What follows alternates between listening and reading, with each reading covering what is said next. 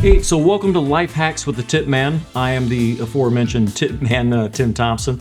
Really love doing life hacks. It gives me a lot of joy because I get to help other people by sharing these life hacks and testing them out. I'll tell you, I think I've got some good ones for you this week. They range from what your mom didn't teach you about your oven to what is my third favorite product behind duct tape and WD-40. I'll share my third one with you. So anyway, hey, please like, subscribe if you like the video. And again, really appreciate you being here. Hope you like the tips. This hack has gone viral on all kinds of platforms by all kinds of people, and there's all kinds of videos associated with it. I'm gonna try to summarize it for you really fast. Basically, the hack is, if you're speeding, you're probably bad at math. Boom, roasted. And what that means is, I'll give you an example. Let's say you have a 15-mile commute into work, which I think is the average commute distance in the United States. And let's say the speed limit the entire way is 65, but you're like, you know what, I'm running late, I want to get in the office on time, I'm going to do 85 the entire way. If you're decent at math, you can do that in your head and go, you know what, I'm only going to save 3 minutes if I do that. And in fact, when you factor in traffic and also traffic lights, that's probably going to drop down to about a minute. So here's the kicker. To go 85 instead of 65, you're risking getting a speed ticket. In some states, that's actually a super speeder. You could cause an accident, you could die, you could kill someone. So is all that worth getting to the office 1 minute early? Nope. That's the summary of what this life hack is people don't look at the math of it. The amount of time you save is trivial. The risk and downside is huge. Now, I will tell you, speeding is an emotional thing. I am guilty of this. I do the math and I'm still guilty about the emotional aspect. I'm gonna work, I'm gonna try to do a better job. But just think of it in those terms. Is the huge risk worth the couple of minutes you save? Your mom probably didn't teach this about your ovens and in your oven, and she may not have known about it herself. So every oven out there has a built-in thermometer. Okay. Most thermometers are built really cheap, including the ones in your oven. If they can last 2-3 years, that's amazing.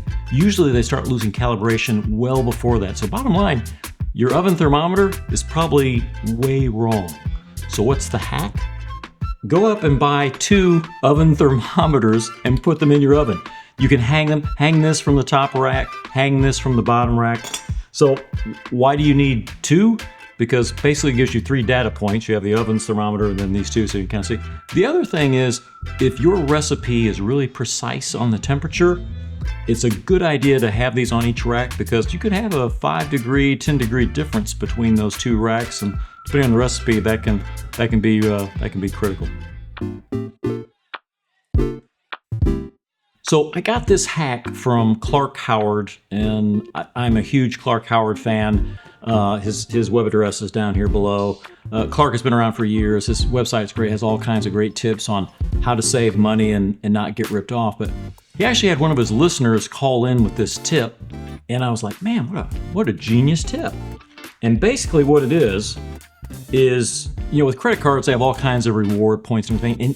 And if you have multiple credit cards, you can't remember which one you use for gas, restaurants, hotels. You're like, okay, do I use this one to rent car? So here's a tip. You just get a mailing label, stick it on all your credit cards, and then write down there when to use it and why.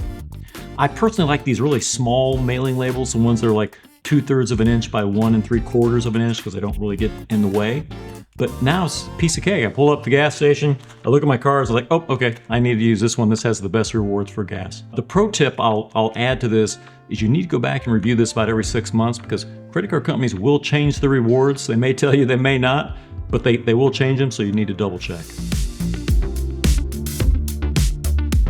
In terms of my favorite products, it's duct tape and then WD-40. But my third favorite product, you can do all kinds of hacks with it. It is rubberized shelf liner. This stuff is amazing, man. One of my favorite uses for this is you can cut off like a 6-inch by 6-inch square, and you have a jar that's really hard to open. You can use that to loosen it up. You can put it, make a liner of it with your toolbox. You can put it under your cutting board. Nothing more dangerous than a cutting board that wants to move around on you. If you have a dog, I'm sure you've seen this. Your dog kind of pushes his food bowl or water bowl around the kitchen. Just put some rubberized shelf liner under there. Your dog will thank you. Love this tip. Hey, appreciate you being here. Hope you liked these tips. Hope you found them helpful. Please share them with others. Again, like, subscribe. But I really want your feedback. Let me know what you think. Let me know if any of my tips were terrible or if you have a tip you want me to test. Have a great week. Do your magic. Yeah, I'll find some stuff. Do your magic.